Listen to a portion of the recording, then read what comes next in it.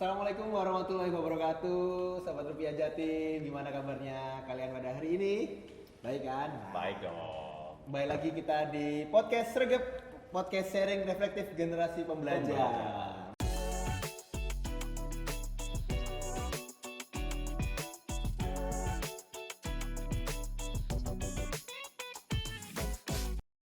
Masih bersama kita duo Rembes, saya Dewo bukan nama sebenarnya. Dan saya Adam, bukan orang pertama. Nah, kita kembali lagi nih Mas Adam menemani sobat-sobat rupiah berbagi Betul. wawasan dan inspirasi mengenai kebijakan ekonomi, cerita-cerita menarik di balik peran Bank Betul. Indonesia sebagai peran bank sentral di Republik Indonesia ya. Betul sekali. Nah, Mas Yo.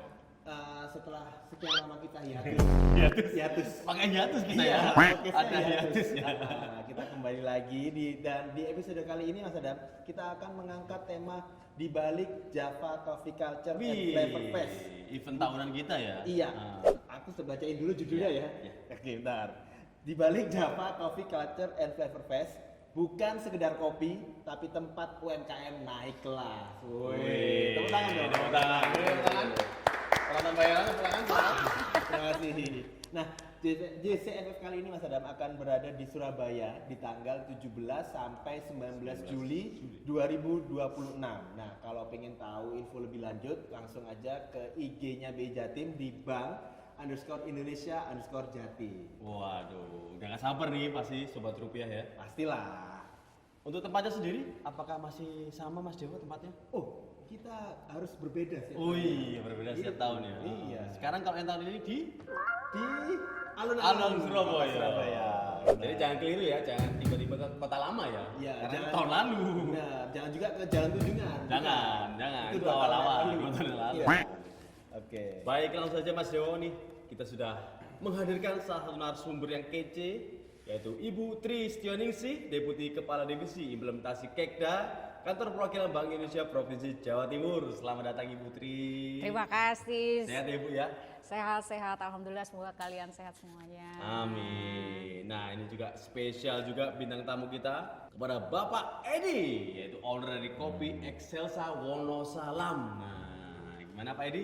Alhamdulillah. Aman Pak Edi? Sehat Pak Edi? Aman, sehat. Aman ya. Nah, kita akan kupas tuntas strategi, peluang hingga cerita menarik dari menjadi cikal bakal JCFF.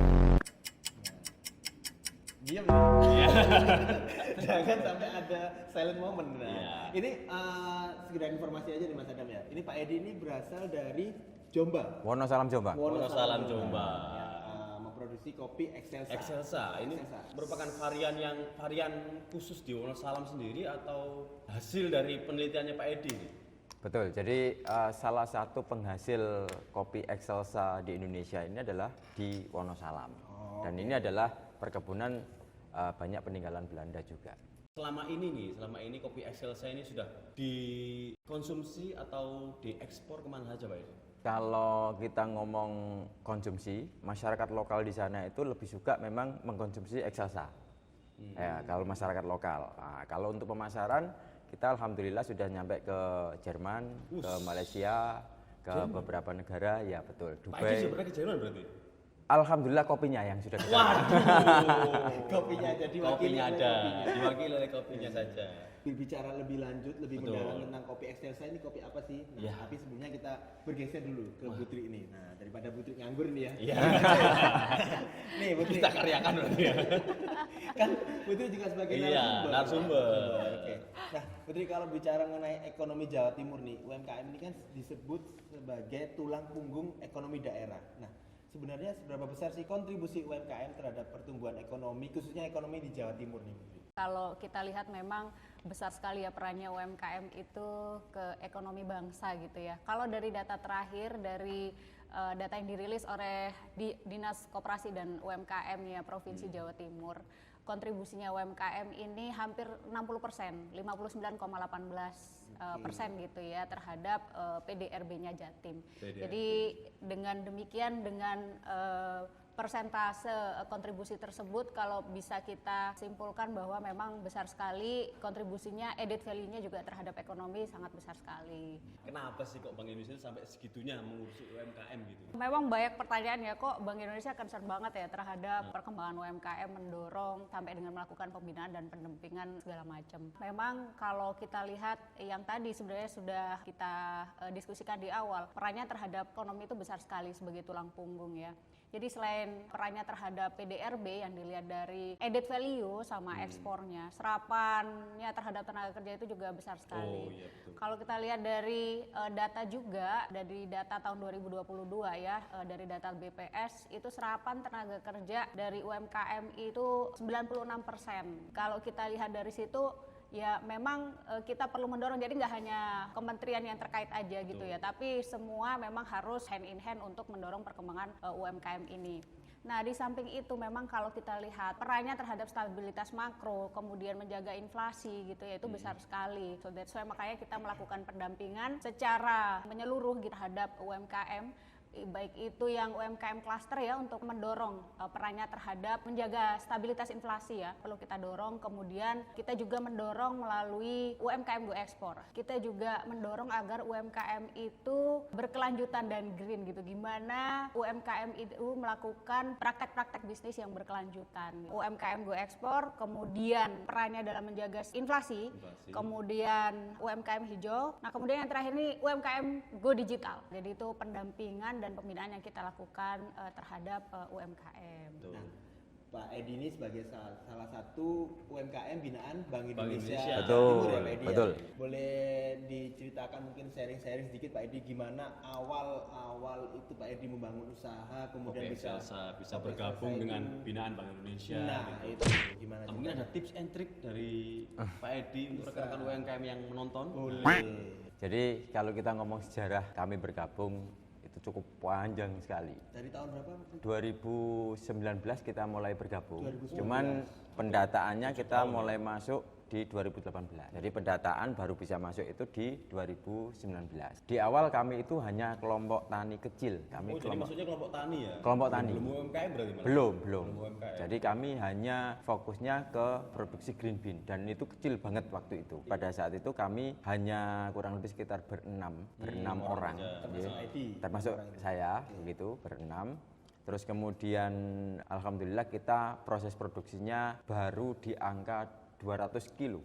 Waktu itu? Ya, 2017. Kami memulai itu 2017, memulai bisnis. 200 kilo itu baru Pak Edi. Kopi Baru semua ya 200. Pak Edi ya itu ya? Hah? Kopi semua itu, enggak ada kayunya ya? Enggak, itu sama kulitnya. 200 kilo kan banyak itu Pak Edi. Banyak. Kecil, kalau di hulu itu kecil banget.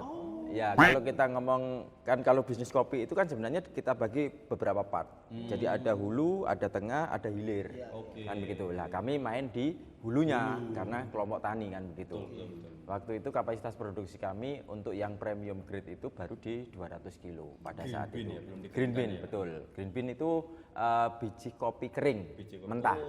Nah, mentah. Alhamdulillah 2018 kita mulai di mapping. 2019 kita mulai masuk dan alhamdulillah waktu itu kita ditarget oleh Bank Indonesia. Iya, Ternyata bukan cuma pegawai aja ya. Jadi pada saat awal kita masuk itu kita ditarget.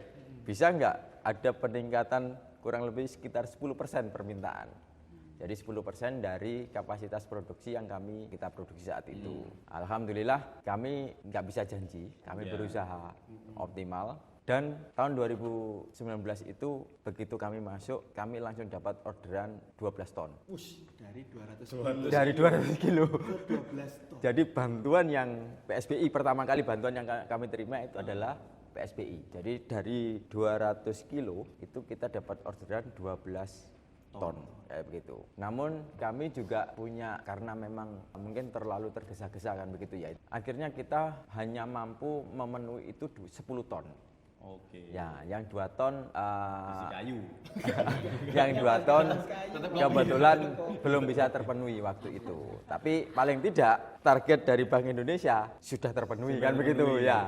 Dari 10% permintaan menjadi Kalau kilonya dari 200 kilo jadi 12 ton, itu 6 orang. Nah, waktu jadi 10 tahun itu berapa orang, Pak ya? Pada saat kita 6 orang itu, kita menginisiasi ada yang namanya Asosiasi Kopi Wonosalam. Oh, bikin asosiasi. Ya, membuat asosiasi kopi Wonosalam. Jadi salah satu foundernya adalah kelompok kami, kan begitu kelompok kami. Yang bekerja sama dengan Bank Indonesia itu adalah Asosiasi Kopi Wonosalam, kayak begitu. Jadi yang bekerja sama, bukan kelompok kami. Oke. Karena kami ingin bahwa kopi Wonosalam ini dikenal oleh banyak orang. Nah, kalau dikenal itu kita tidak bisa sendiri, kita harus banyak orang. Jadi target Bank Indonesia itu bukan hanya sekedar omset, namun bagaimana kebermanfaatan ini bisa lebih luas lagi. Ini adalah targetnya Bank Indonesia. Nah, ini kami benar-benar serap apa yang disampaikan oleh Bank Indonesia. Dan alhamdulillah setelah 2019, 2021 dinamika terjadi dan kita berdirilah yang namanya Koperasi Kopi Wonosalam. Jadi Bank Indonesia meminta bahwa legal formal ini harus meningkat. Kelembagaan ini yang namanya bisnis kalau memang ini tumbuh maka Sustain gitu ya. ya sustain seperti yang disampaikan oleh Bu Tri tadi, maka usahanya juga harus tumbuh kan begitu ya. Maka kami mendirikan yang namanya Koperasi Kopi Wonosalam. Dari yang awalnya cuman Kelompok 6 tani, orang, kelompok tani. karena usahanya semakin luas dan juga dibantu oleh Bank Indonesia dalam pembinaan, sekarang terbentuklah Koperasi Kopi Wonosalam. Nah, alhamdulillah saat ini setelah kita kirim ke Malaysia, ternyata ini juga berdampak kan begitu ya. Setiap tahun kopinya juga keliling kemana-mana sekarang, udah ke Jerman, kemana-mana kayak begitu. Sering ikut kompetisi berarti ya, Pak Edi ya? Alhamdulillah beberapa kali. Beberapa kali. Beberapa kali. Kalau untuk kompetisi Green Bean ya. Nah, ngomong-ngomong masalah masa awal-awal istilahnya babat lahan di Wonosalam ya, merintisnya itu problem yang paling sering terjadi itu apa sih Pak Edi? Apakah ke produksi, mencari pasar atau mengelola keuangan gitu, atau justru tantangan lain yang nggak banyak orang yang tahu gitu? Nah ini pertanyaannya itu ada semua itu. Nah. Itu tantangan semua itu. Tantangan semua. termasuk modal juga Termasuk ya. modal. Betul. Jadi bagi kami yang luar biasa itu sebenarnya adalah merubah mindset. Jujur yang kami rasakan pada saat kita memulai bisnis ini, itu mindsetnya adalah semua orang itu pengen instan. Jadi yang sering kami temui adalah petani atau teman-teman itu mereka mau harganya, tapi tidak mau prosesnya. Jadi saat pertama kali kami bertemu dengan Bank Indonesia, yang kami minta itu bukan alat. Jadi pertama kali saya ketemu dengan pimpinan waktu itu, yang kami minta adalah pelatihan.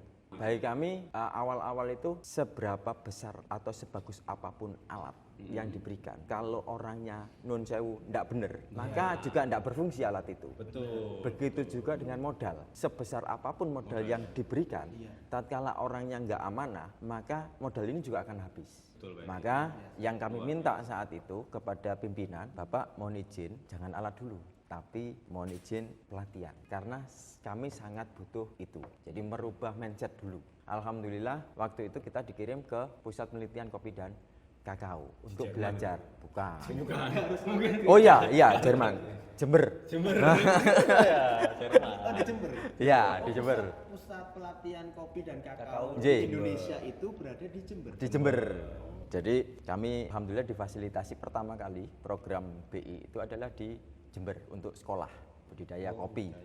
Mulai budidaya sampai dengan proses pasca panen. Dari situlah kami akhirnya mulai terbuka kawan-kawan ini.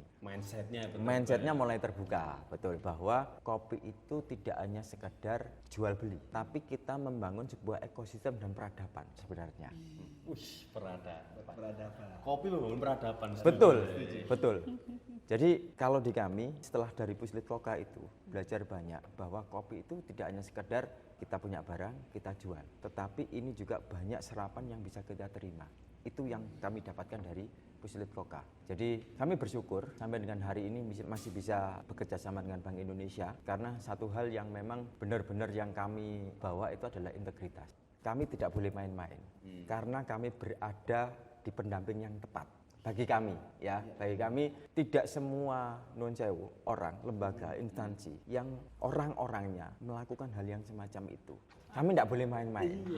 Kami harus memanfaatkan fasilitas pendampingan ini untuk kami melangkah lebih jauh lagi. Untuk upgrade Iya, untuk upgrade. Kita bergeser nih ke Bu Tri. Tadi Pak Edi kan sudah menjelaskan tantangan-tantangannya selama memulai usaha. Nah, Kalau dari sisi BI sendiri Bu Tri, tantangannya mengelola atau membina UMKM ini seperti apa sih? Jadi sebenarnya tadi yang dicurhatkan sama Pak Edi ini sudah menggambarkan lah tantangan yang dihadapi oleh UMKM.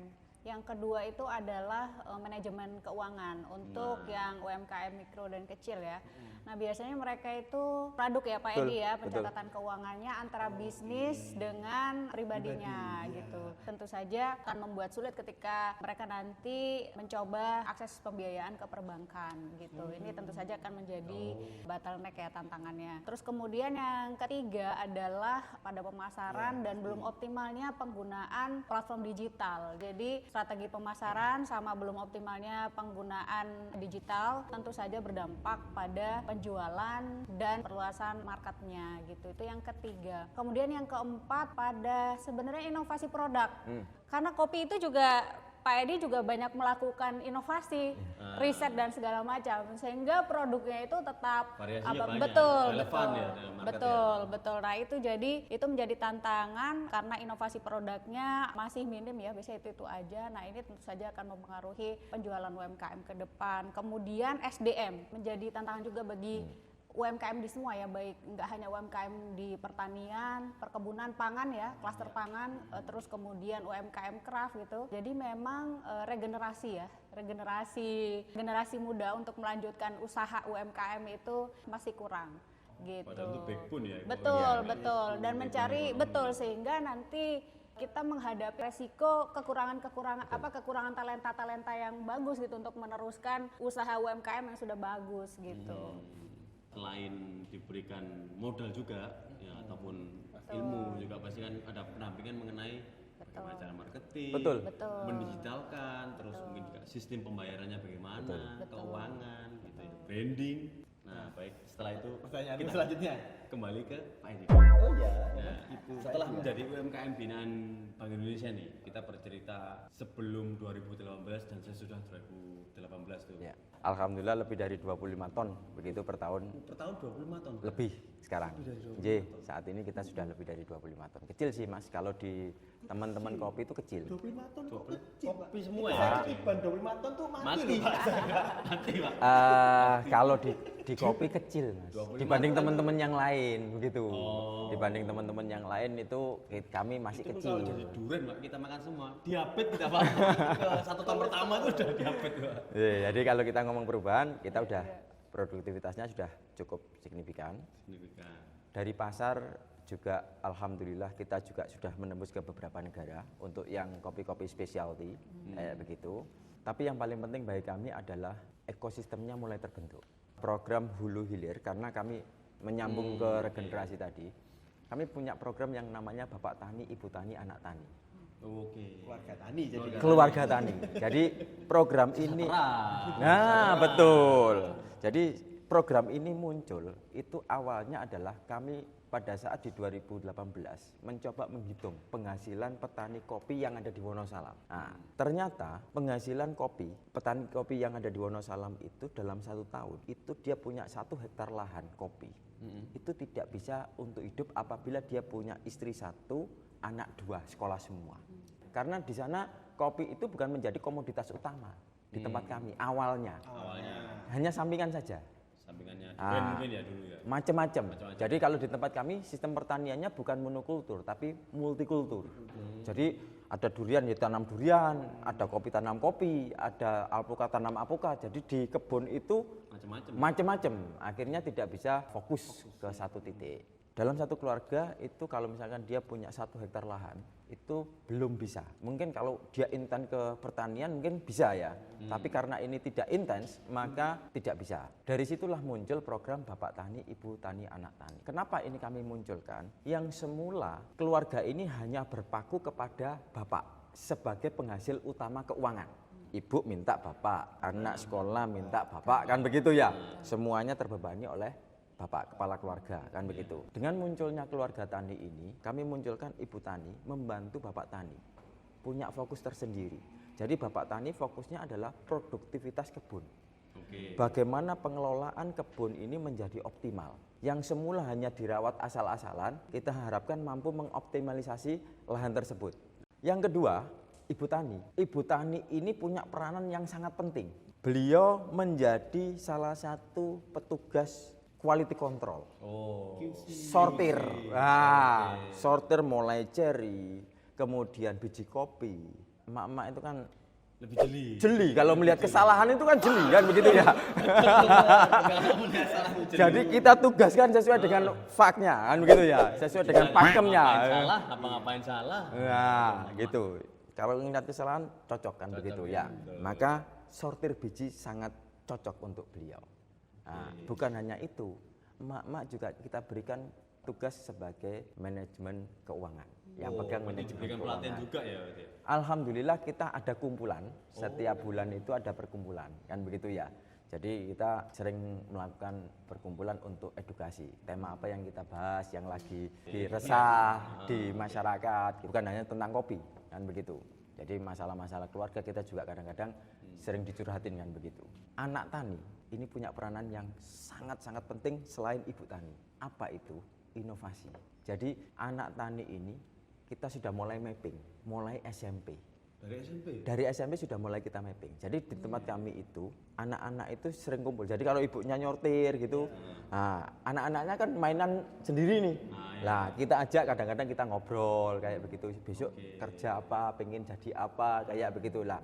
Dari situ kita mulai mapping. Mulai kita arahkan. Saya suka di pertanian, kita carikan jurusan yang sesuai dengan itu. Saya suka di manajemen, atau saya pengen pegang uang yang banyak. Oh, ini nanggung di manajemen atau di akunting kan begitu ya. Nah, ini sudah mulai kita mapping. Maka kita dorong anak-anak ini untuk membuat kelompok-kelompok kecil. Kelompok belajar, betul, kelompok belajar. Itu untuk yang di level SMP, SMA, ya SMA. Bahkan saat ini yang di level SMK itu sudah punya unit usaha sendiri. Jadi pembibitan itu sudah kita serahkan ke anak tani. Oh, ke anak yang SMK. Yang SMK, betul. Kebetulan di tempat kami di Wonosalam ada SMK jurusan pertanian. Kebetulan kita tawari untuk membibit kopi. Mau. Nah, kita punya buyer, ya sudah. Silakan dikelola, kita ajari manajemennya, kita ajari cara brandingnya seperti apa, kayak begitu, dan jalan. Alhamdulillah sudah 1 tahun. Sudah tahun. Sudah pasarnya sudah ke Malang dan Cirebon. Bibit. Untuk bibit. Dan itu dari sirkular di situ berarti ya. masih lokal untuk pemasaran pembibitan ya, pembibitan dan benih. Selain itu, anak tani juga kita connectingkan yang sudah lulus SMK, kan kita ada program yang namanya Dapen. Jadi semua keuntungan yang kami dapatkan itu kita sisihkan untuk Dapen, dana pendidikan namanya. Ini harapannya apa? Yang lulus SMK yang mau melanjutkan kita arahkan sesuai dengan yang mereka inginkan. Nah, sesuai dengan minat dan bakatnya. Jadi alhamdulillah setiap tahun itu kita mengirimkan untuk melanjutkan ke perguruan tinggi itu antara 5 sampai 6 anak. Dari Wonosalam. Ada yang kuliah ke Malang, ada yang kuliah ke Surabaya, macam-macam. Dan nggak harus kuliah pertanian ya, Pak? Tidak harus. Jadi kita akan sesuaikan dengan minatnya. Jadi karena kopi sekali lagi ekosistem. Apapun jurusanmu bisa masuk ke kopi. Oh, karena ekosistem sudah terbentuk. Karena ekosistem. Contohnya kemarin itu ada lulusan peternakan Universitas Negeri di Malang ke tempat kami untuk bikin yang namanya koperasi Wong Angon, koperasi ternak. Nah, ini kita sinergikan. Jadi kita punya program Bapak Tani, Ibu Tani, Anak Tani itu adalah untuk mengintegrasikan dengan sektor yang lainnya juga. Banyak hal yang memang alhamdulillah anak tani itu akhirnya pecah. Pecah dalam artian itu pikirannya pecah. Banyak terbuka. Betul. Nah, anak tani itu karena mereka juga ke kampus, akhirnya kita juga bekerja sama dengan riset-riset dengan kampus. Saat ini kita dengan kedokteran UI, dengan ITS industri, dengan ITS fisika, dengan ITS biologi, kita kerjasama riset bersama. Ini perannya anak tani. Nah, sehingga semua hal ini tidak bisa sendiri. Keinginannya teman-teman apapun bisa masuk ke kopi. Nah, itu yang kita bangun. Menjawab tantangannya dari Bu Titi tadi ya, mengenai regenerasi ya. Ternyata di tempatnya Pak Edi, regenerasi ini sudah mulai terbentuk 1 tahun ke belakang kemarin. Alhamdulillah 80% kelompok kami anak muda. Alhamdulillah. Cakep. Nah, ini tadi Mas Adam mungkin kelewat ya halamannya ya. Iya. Saya bacakan ya. Kebetulan pertanyaan selanjutnya itu halaman 3 Mas Adam. Itu tadi Mas Adam halaman 4. Bacakan dulu ya. Sobat Rupiah ya. Izin Putri. Iya. Sobat Rupiah izin ya Sobat Rupiah ya. Nah, ini Putri, cara soal UMKM naik kelas. Tadi kita kan di awal kita udah menyebutkan judulnya Java Coffee Culture bukan sekedar kopi tapi tempat UMKM naik kelas. Banyak Sobat Rupiah ini berpikir naik kelas ini dalam hal apa sih dan apa yang menjadi indikator sebuah UMKM bisa mendapat istilah naik kelas itu tadi. Oke. Indikatornya itu teman-teman kita mengatakan ya UMKM itu naik kelas itu tidak hanya dari lonjakan omsetnya gitu ya, tapi bagaimana mereka mentransform diri mereka sendiri, transformasi struktural. Sebenarnya tadi sudah diceritakan banyak oleh Pak Edi gitu. Ekosistem tadi, pembentukan ekosistem tadi, nah itu salah satunya gitu. Jadi kalau dikatakan naik kelas itu adalah transformasi struktural. Transformasi struktural itu apa? Terjadi peningkatan kapasitas kelembagaan. Kemudian yang kedua itu adalah bagaimana terjadi peningkatan akuntabilitas laporan keuangannya. Itu yang kedua. Terus kemudian yang ketiga, bagaimana UMKM itu bisa meningkatkan kemampuan adaptasi hulu sampai hilirnya pada ekosistem digital. Sehingga nanti mereka ini semuanya kalau misalnya sudah terjadi transformasi struktural, usaha mereka, bisnis mereka akan menjadi resilience, kan tahan banting gitu ya. Banting gitu. Betul, sebagai salah satu sumber pertumbuhan ekonomi baru yang berkelanjutan gitu. Jadi sekali lagi ini bukan hanya terkait lonjakan omset gitu. Dan tanda kutip naik kelas itu nggak hanya omsetnya Betul. yang naik, Nambah. Betul, gitu, betul. produksinya Turun. naik, gitu. Betul, betul. Nah, jadi ada beberapa indikator tadi Mbak. Yes, Putri bilang betul. tadi. Termasuk juga memberikan knowledge mengenai digital payment ya Putri ya. Yes, betul. Nah itu kira-kira pengaruhnya apa sih penggunaan digital payment seperti Kris di Iya. ataupun pemasaran digital di UMKM sendiri itu?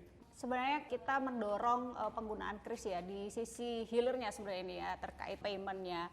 Itu sebenarnya nanti adalah transaksi itu akan lebih mudah dipantau oleh UMKM sehingga mereka bisa tahu sebenarnya penjualannya yang terjadi bulan ini berapa. Ini kemungkinan besar bisa menjadi salah satu bahan pertimbangannya perbankan itu dalam memberikan kredit ke mereka.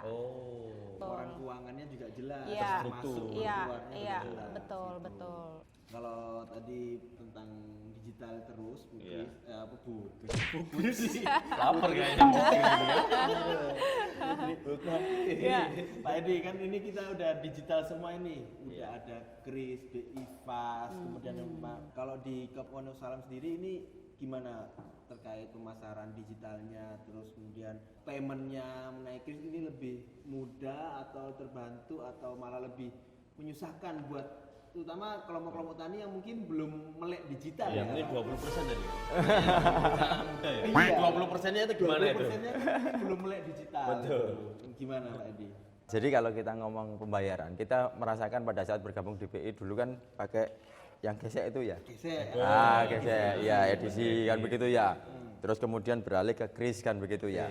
Saat ini yang kami rasakan sangat membantu untuk Kris itu. Jadi benar-benar sangat membantu. Bahkan di Bangkok kemarin juga kita juga menggunakan Kris kan begitu pada saat WOC kemarin. Wih, Bangkok. Iya, di Bangkok. Edi ke Bangkok. Insya Allah ya. Lu ke Jerman enggak? Ke Bangkok Iya. berangkat. Kebetulan kita lolos di kurasi nasional di Itu varian Excelsa itu. Iya. Yang lolos adalah kebetulan kita masuk di 3 besar. Tepatnya di nomor 2. Nilai Besar berarti. Iya. Betul kan? Kalau 3 besar ya, dia nomor Ya. 3 berarti. Tiga. Iya. Kalau besar nomor 2 berarti. Jadi terkait dengan payment, alhamdulillah kita terbantu dengan Aman ya Kris. berarti ya? Aman dan ya. betul pelaporan jadi lebih mudah. Dan perbankan sekarang kalau dulu itu kan kita susah ya nyari-nyari siapa Kredit ya yang gitu mau ya? minjemin kan gitu ya. Nah sekarang itu pihak perbankan yang ngejar-ngejar kita gitu. Mas utang nggak, Pak? nggak pinjem Pak. Katanya butuh duit ini. Nah itu yang terjadi saat ini, alhamdulillah. Jadi karena mereka melihat mungkin transaksi kita ya per bulan seperti apa kayak begitu, jadi perbankan menawarkan kami beberapa fasilitas. Bahkan ada kemudahan-kemudahan yang bisa kami terima. Kan sekarang udah Kris Cross border border. ya. Ya betul. Ke Thailand, Singapura. Tapi tetap rupiah transaksinya ya. Kemarin konversi, langsung langsung ya? konversi, Oh, betul, lagi langsung nih. konversi. Masuk Nggak pernah. rupiah. Nggak pernah Mas Ada. Nggak pernah ke Bangkok saya. Makanya dong, jalan jalan-jalan ke Pattaya. Saya sering ke lu kok Pattaya. Nggak hanya Thailand kan, nggak hanya Bangkok. Iya, ada Pattaya, terus mana Pattaya. Pattimura.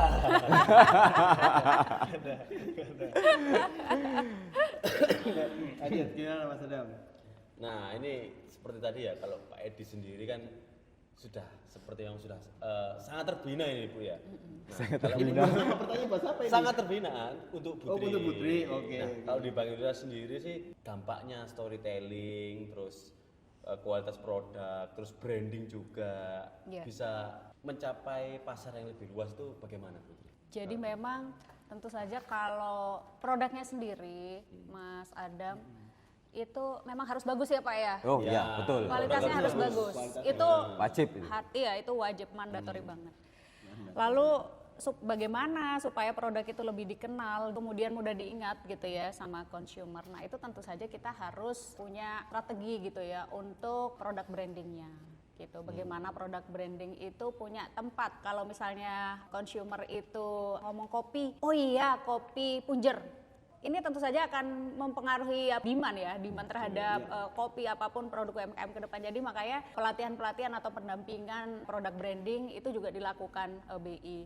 Selain itu, kita juga perlu menyampaikan, mendeliver story behind the product, storytellingnya. Oke. Seperti misalnya kalau saya kopi punjernya Pak Edi ya, itu kita perlu untuk menyampaikan, mendeliver kepada konsumen gitu ya, bagaimana kopi itu dipetik, carinya seperti apa. Nah ini meningkatkan awareness juga dan kecintaan serta loyalitasnya konsumen ke produknya Punjer gitu. Nggak Itu cuma semuanya. nyeruput aja ya. Betul. harus tahu story. Betul, Iya. betul. Kopi Story. tidak hanya diceruput Betul. aja. Kan kadang ada konsumen itu yang ngelihat ditanamnya di ketinggian berapa. Betul. Betul. Terus kemudian- juga kritis terhadap lingkungan enggak? Iya. Betul. Itu biasanya. Bahkan yang sering terjadi itu Mas di tempat kami, harga itu bukan kami yang menentukan, Terus siapa Pak? konsumen. Konsumen. Iya. Caranya gimana? Jadi 50 enggak mau saya. 30 berarti kenyang Pak namanya, Pak. nah, kami beberapa kali menemui customer yang seperti itu. Jadi mereka visit ke tempat kami, mereka mengikuti sebuah proses, Ya. Ibu mulai panen, Oh, terus jadi kemudian diajakin gitu behind the scene. mereka pengen ngikut, kan begitu ya, mereka kepengin ngikut. Jadi kalau bayar serius itu biasanya kalau specialty, mereka visit farm. Mereka harus memastikan bahwa kebunnya ada, yang ngeproses ada, dan diproses dengan benar. Pengolahannya benar. Nah, yang terjadi adalah tatkala mereka mengikuti proses ini, kita sodorkan berapa harganya Mas Edi? Sekian. Oh jangan, kopi Anda itu harganya jauh di atas ini. Oke.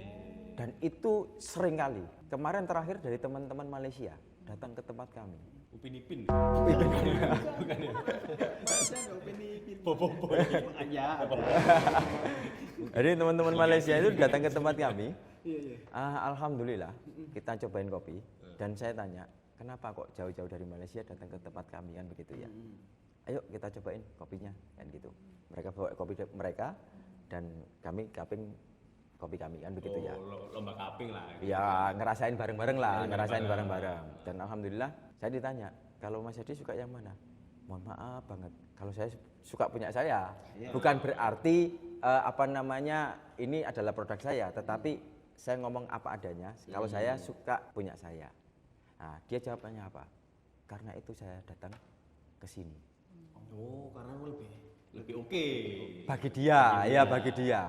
Karena dia jauh-jauh dari Malaysia, saya kasih 2 bungkus Mas. Free.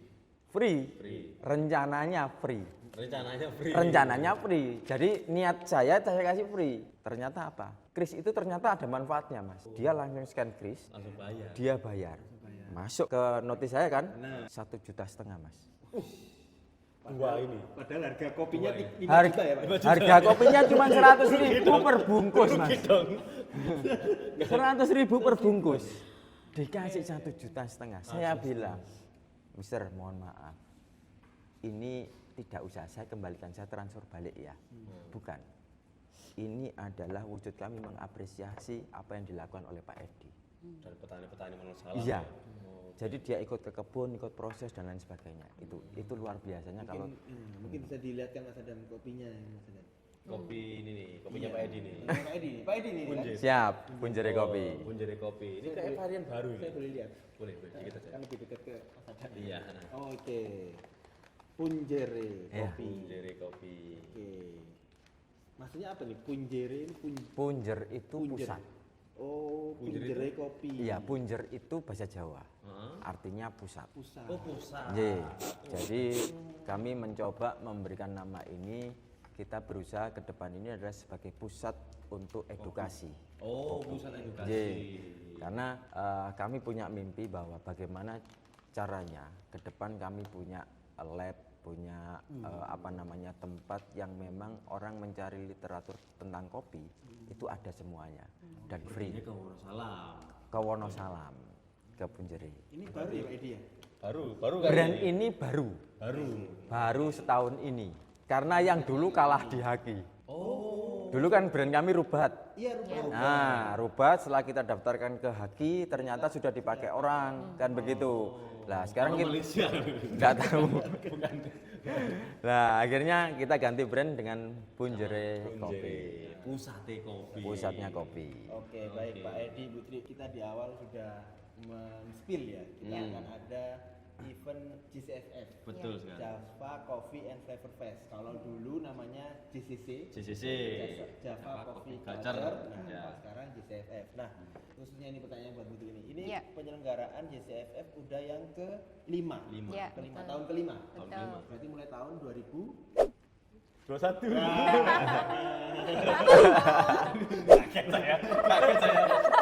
Nah, sebenarnya Bu Tri, ini apa sih Agak tujuan? lemah matematika saya ya, Pak ya. Kayak tujuan dari BI Jatim ini menghadirkan event JCFF setiap tahunnya ini apa sih tujuannya? Apa emang Cuma nutup jalan aja. untuk jalan atau emang semua pegawai BI ini suka kopi gitu? Mau nggak pilih ada kerjaan lain. iya. Jadi sebenarnya di JCFF itu kan macam-macam ya acaranya ya teman-teman ya. Jadi mulai dari talk show, terus kemudian ada showcase ya, showcasing UMKM kopi, rempah, terus kemudian ada coklat di situ ya. Kalau coklat kan kita introduce itu di tahun 2024, 2025 lalu agak masif ya di situ di showcase kita kasih space untuk UMKM coklat. Yang pertama sebenarnya kalau dari talk show sendiri teman-teman ini kita niatnya itu goalnya adalah meningkatkan awareness untuk pelaku UMKM kopi itu sendiri maupun industri turunannya, roastery dan lain sebagainya, coffee shop gitu tentang apa namanya macam-macam terkait pengolahan kopi, terus bagaimana apa nanti banyak ya teman-teman itu nanti yang di talk show-kan mulai dari packaging dan lain sebagainya gitu ya. Kemudian yang kedua meningkatkan awareness-nya masyarakat bahwa kita ini punya banyak sekali kopi-kopi bagus gitu kualitasnya gitu teman-teman. Terus kemudian dengan mereka awareness-nya meningkat, ikut mengadvocate gitu ke teman-temannya, ke koleganya gitu ya, ke lingkungan sekitarnya bahwa kopi-kopi di Jawa Timur dan Jawa ini bagus-bagus kualitasnya gitu. Nah ini tentu saja menjadi salah satu metodenya mouth to mouth marketing ya, yang ini juga bagus gitu untuk memperluas pemasaran kopi, rempah dan coklat itu sendiri. Nanti ada teh juga ya, mulai kita introduce di sini. Ya, ada teh. Nah itu dari showcase ya teman-teman, kita punya banyak itu. Jadi kemudian yang ketiga itu menjadi ajang juga karena nanti ada business matching teman-teman gitu. Itu seperti matchmaker ya gitu. Jadi nggak hanya perjodohan aja ya. Ini perjodohan kita matchmaking kan antara pelaku UMKM kopi, rempah dan coklat itu dengan perbankan gitu ya, lembaga keuangan dan buyers potensial buyers.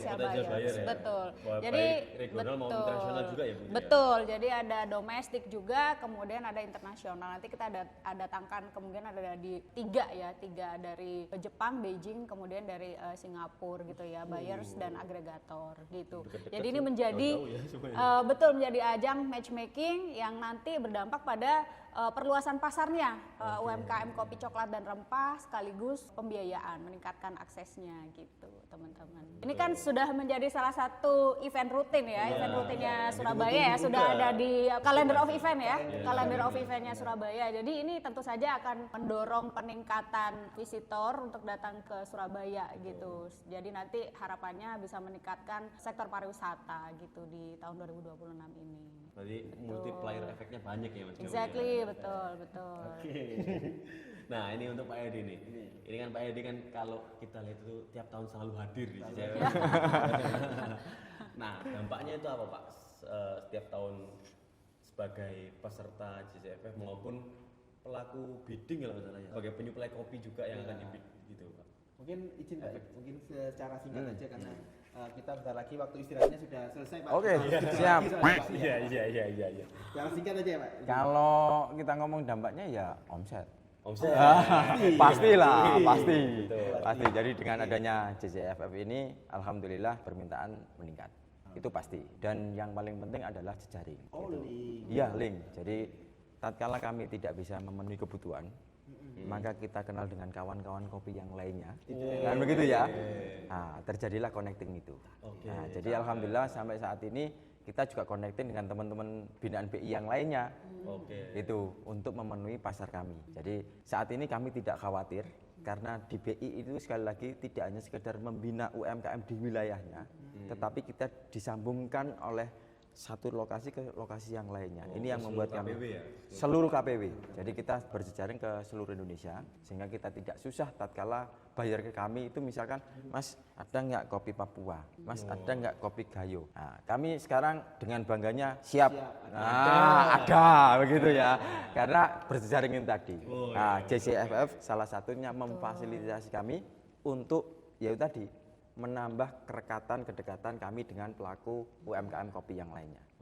Dan kopi Wonosalam sendiri mulai tahun pertama itu waktu JCC udah ikut ya? Udah ikut. Alhamdulillah sudah ikut. Sudah ikut. Iya. Partisipasi juga Jadi ya? grup WA-nya ada 5 dia, 2021. Enggak grup WA-nya bukan 5, Mas. Karena satu event ada 3 4 grup. Kan begitu. Buka dapurnya ya. Nah, oke, Iya. kita kembali ke Putri. Iya. Putri, kalau misalnya setiap tahun kan pasti nggak mungkin kan kita nyelenggarain JCFF itu dengan konsep yang sama, dengan Betul. nuansa yang sama. Tempatnya aja beda-pindah. Tempatnya aja pindah-pindah kita tiap ya. tahun. Masa konsepnya sama terus tiap Nah, tahun. itu. Nah, ini di tahun 2026 nih apa yang membedakan JCFF dari tahun-tahun sebelumnya dan kenapa masyarakat harus datang ke JCFF? Betul. Selain Baik. karena acaranya gratis ya. Benar. Betul. Acaranya gratis ya teman-teman. Gratis ya, Mas? Gratis. Oh, gratis. Gratis ya. Mungkin saya akan jawab yang pertama aja ya. Kalau yang kedua kita jawab itu kayaknya kita sebagai host kan kayak Muya Segoro ya. Muya Segoro.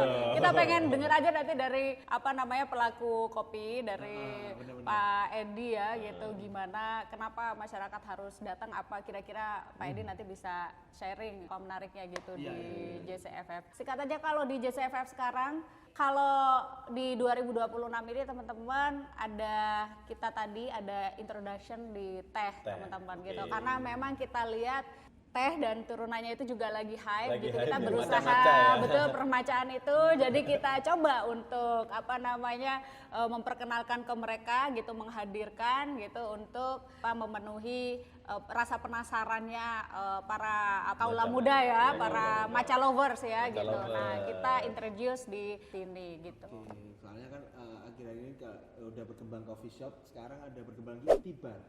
Tiba. Ada beberapa Betul, bar bar tea betul. itu yang udah mulai buka.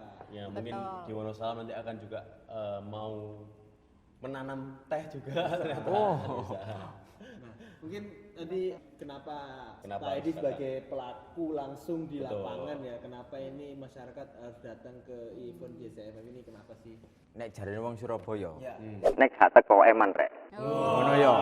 Cocok. Wis, nek gak teko eman rek. Nek gak Karena teko begini, eman. ibaratnya begini, kalau kita ngomong event kopi, kalau kita ngomong beberapa event food begitu ya, JCFF itu adalah event yang keren di Jawa Timur. Siji gratis, yang kedua manfaatnya wakeh gitu loh ya, banyak manfaatnya. Jadi kalau pengen tahu ya datang aja, itu ya datang aja. Betul sekali. Karena gaya apa nek gak teko eman gitu loh. Betul. Manfaatkan momentum ini untuk kita ketemu dulur, nah, ngincipi kopi dan lain sebagainya. Banyak hal yang bisa kita dapatkan di event JCFF. Betul sekali. Tester kopi gratis kan Pak Edi? Oh, akeh. Aman. Aman sama Sak blengere. Maunya nyicipi kopi Excelsa bisa. Iya. Kopi Punjere. Dan yang jelas ini nanti dari teman-teman sejawa loh Mas. Iya, teman-teman Di kopi luar sejawa. juga ada ya, Pak, ya? Ada beberapa undangan kayaknya Ibu Betul, ya. ada. Ada. Jadi jangan khawatir. Wis nek penasaran teko wae lah. Betul. Gitu ya. Datang saja. Sedap. Coba langsung bacakan ini karena yang di belakang kamera Oke. sudah menunjuk kita. Iya. Tutupan kalau dari sini soalnya. Apa kameranya kita balik? Iya. Jadi Sobat Rupiah, ini pertanyaan terakhir dari Mas Adam. Silakan. Terakhir, apa harapan dari terutama ya, apa harapan dari kantor perwakilan Bank Indonesia Jawa Timur untuk UMKM Jawa Timur dan mengapa Sobat Rupiah jangan sampai melewatkan Java Coffee Flavor Fest 2026? Harapan kita untuk UMKM Jawa Timur tentu saja tadi UMKM seluruh Jawa Timur itu maju, berkembang gitu ya, dan naik kelas dan bertransformasi pesat gitu. Datang aja, banyak hal yang baru di JCFF 2026 ini gitu. Aku nggak akan spill, nanti harus datang pokoknya. Kita bikin penasaran. Mas. Iya, betul. Closing sampai ini. Buat sahabat UMKM dan seluruh masyarakat, jangan lewatkan Java Coffee and Flavor Fest 2026 yang akan diselenggarakan pada tanggal 17 sampai 19 tahun 2026 di alun-alun Surabaya. Sekali lagi ya, Rek, ya, di alun-alun Surabaya. Datang, kenali lebih dekat produk-produk unggulan karya anak bangsa, nikmati berbagai kegiatan menarik dan bersama-sama kita dukung UMKM Indonesia agar semakin maju, berdaya saing, dan mendunia. Sampai bertemu di JCFF 2026.